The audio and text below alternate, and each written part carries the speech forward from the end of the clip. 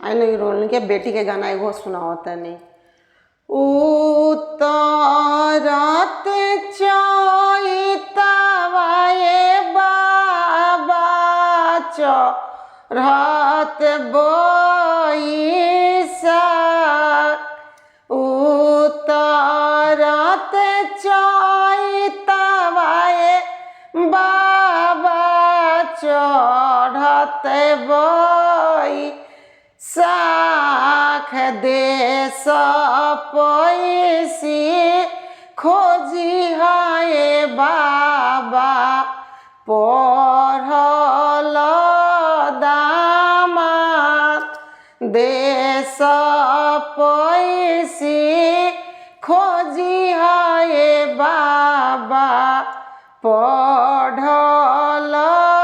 दामाद, उतरत चैतवाए बाबा चढ़त बैसाख, अब न पैसी खोजी है बाबा हरिहर बाँस, कैसे में चिन्हबे बेटी पढ़ल दामाद, कैसे में चिन्हबे बेटी हरिहर बाँस, कैसे में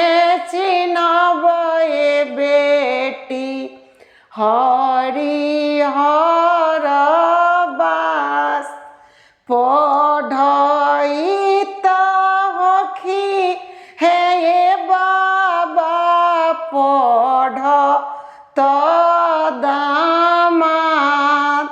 पढ़ई त होई हे बाबा पढ़ त दामाद, बिहसत होई है बाबा हरिहर बाँस, बिहसत होई है बाबा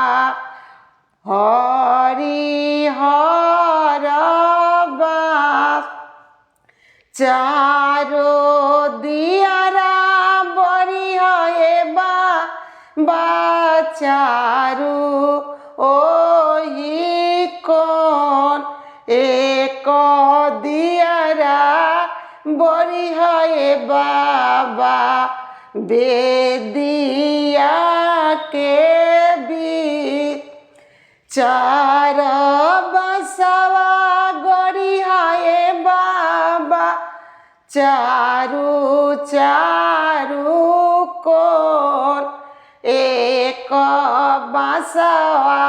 गड़ी है बाबा बेदिया के बीच, एक बसवा गड़ी है बाबा बेदिया के बीच।